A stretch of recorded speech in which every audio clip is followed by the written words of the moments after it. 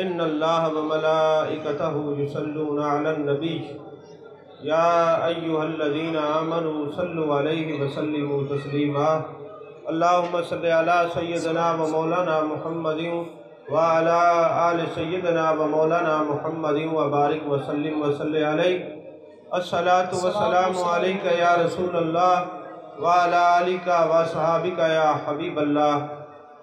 تمام تعریفیں اللہ تبارک و تعالیٰ کے لیے جو خالق کائنات بھی ہے، مالک شش جہات بھی، جو احد بھی ہے، صمد بھی ہے، جس کی شان لم یلد بھی ہے ولم یولد بھی۔ لا تعداد ہدیہ درود و سلام بارگاہ سید الانام، شفیع رحمت، والی امت، شاہ خوباں، جان جانا، شہنشاہ حسینہ، سید سربراں، سیاہ لا مکاں، تتمہ دوراں، سرخیل زہرہ جمالاں، رازدان ما اوہا، شاہد ما طغا، صاحب علم نشرہ، معصوم آمنہ، احمد مجتبیٰ، حضرت محمد مصطفیٰ صلی اللہ علیہ وآلہ وصحبہ وبارک وسلم کی دربار ناز میں اپنی عقیدتوں، ارادتوں، محبتوں کا خراج پیش کرنے کے بعد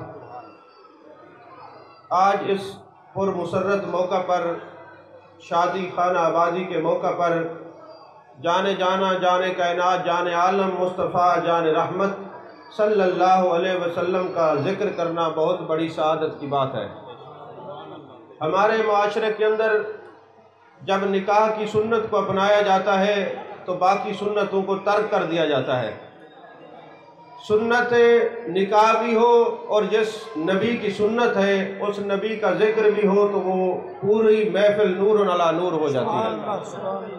اور پھر اور دل زیادہ مسرور ہوا کہ جب ہمارے دولہا صاحب حضرت علامہ مولانا محمد اعظم چشتی صاحب نے خود تلاوت فرمائی۔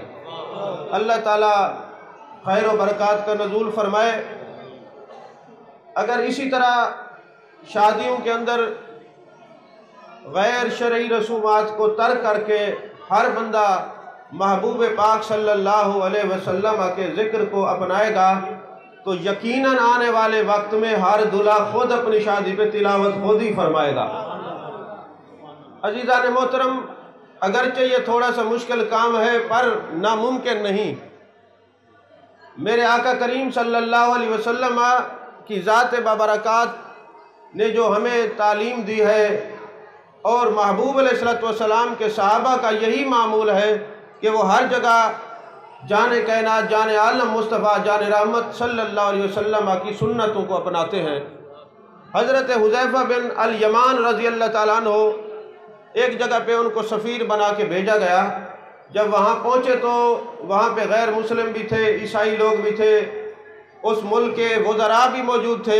حضرت حذیفہ بن الیمان رضی اللہ تعالیٰ عنہ کھانے کے لیے جب آپ نے لقمہ اٹھایا، وہ لقمہ زمین پہ گرا تو آپ نے فوراً اٹھا کے کھا لیا۔ تو ساتھ ایک اور صحابی بیٹھے ہوئے تھے، کہنے لگے حذیفہ آپ کیا کر رہے ہیں؟ زمین سے یہ لقمہ گرا ہوا اٹھا رہے ہیں، لوگ کیا سوچیں گے؟ یہاں بڑے پڑھے لکھے لوگ بیٹھے ہیں، بڑے سمجھدار بیٹھے ہیں، بڑے دانشور ہیں۔ تو حضرت حذیفہ رضی اللہ تعالیٰ عنہ نے ایک خوبصورت جملہ کہا، فرمایا ان دنیا دار بے وقوفوں کے لیے میں اپنے نبی کی سنت کو ترک کر دوں، جن کو پتہ ہی نہیں کہ کیا ہوتا ہے محبوب علیہ السلام کے ذکر کی عظمت کیا ہے، شان کی، محبوب کے ذکر کی شان کیا ہے، ان کے لیے میں محبوب کی سنت کو ترک کر دوں۔ عزیزان محترم، محبوب علیہ السلام کے جو صحابہ دیوانے مستانے پروانے ہیں، ان کی نظر میں ہر وقت محبوب علیہ السلام کے والضحیٰ کا چہرہ رہتا ہے، واللیل کی زلفوں والے محبوب کو تکتے رہتے ہیں۔ محبوب علیہ السلام کی زندگی لقد کان لکم فی رسول اللہ اسوۃ حسنہ، ہمارے لیے کامل نمونہ ہے۔ محبوب علیہ السلام کے ایک صحابی ہیں، حبشی تھے، داڑھی مبارک پوری تھی، سر کے بال گنگریالے تھے، اور محبوب علیہ السلام جب اپنی زلف عنبری کو کنگھی سے آراستہ فرماتے تو درمیان سے مانگ نکالا کرتے تھے۔ تو وہ صحابی دیکھتے کہ ان کے بال گنگریالے ہیں، درمیان سے مانگ نہیں نکلتی، وہ ہر وقت پریشان رہتے۔ ایک دن ان کو یہ خیال آیا کہ کہ میں کیوں نہ ایک سلائی گرم کر کے نہ آگ کی اپنے درمیان سر کے لگا دوں، یہ بال جل جائیں گے اور یہ قدرتی طور پہ مانگ نکل آئے گی۔ یہ محبوب علیہ السلام سے محبت کا ایک نمونہ تھا، محبوب علیہ السلام سے وفا کا ایک نمونہ تھا۔ انہوں نے وہ سلائی گرم کی اور گرم کر کے جب وہ سرخ ہو گئی نا تو اپنے سر کے درمیان اسے نشان ڈالا، وہ کھال جل گئی، بال جل گئے، وہ نشان بن گیا۔ تو لوگوں نے کہا یہ کیوں کیا؟ کہا مجھے یہ ہر وقت دکھ ہوتا تھا، میں محبوب کی ساری سنتوں پر عمل کرتا ہوں، یہ ایک سنت رہ گئی تھی، لہٰذا میں نے سوچا کیوں نہ میں محبوب علیہ السلام کو راضی کرنے کے لیے اس سنت پر بھی عمل کر لوں۔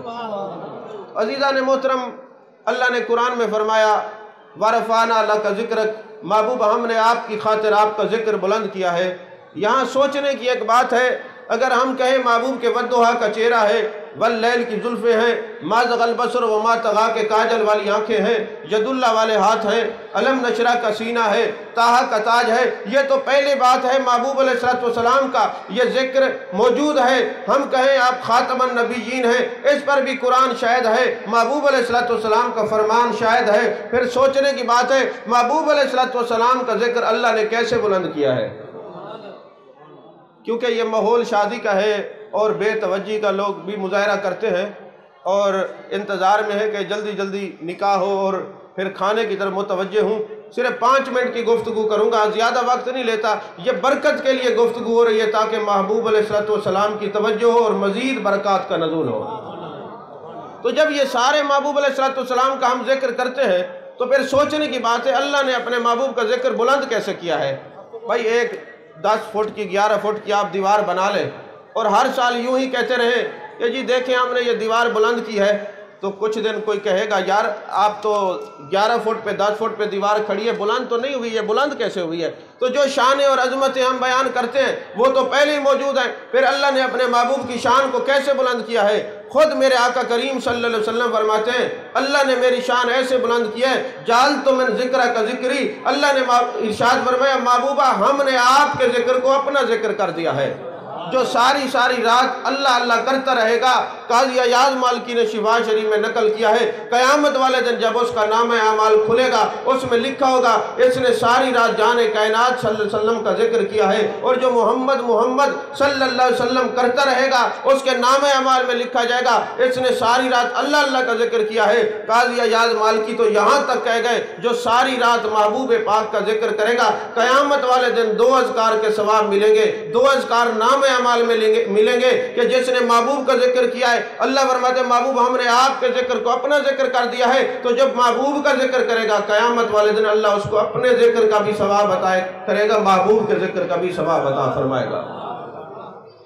عزیزان محترم، ہر خوشی کے موقع پر ہم لوگ محبوب علیہ السلام کا جو ذکر کرتے ہیں اس کی ایک وجہ بھی ہے کہ جناب ابو طالب جس وقت شام گئے نا تو ایک راہب سے ملاقات ہوتی ہے، تو راہب نے کہا جناب آپ خانہ کعبہ کے متولی ہیں۔